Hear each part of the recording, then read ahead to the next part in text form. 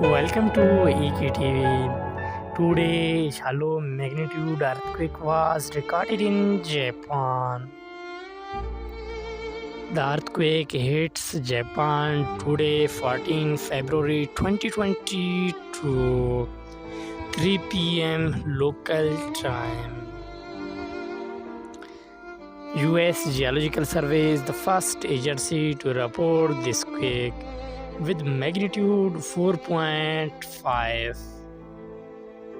and German Research Center for Geosciences is the second agency to report this quake with same magnitude. The exact magnitude, epicenter and depth might be revised in next few hours or minutes. If you like our videos, then please subscribe our YouTube channel for more updates.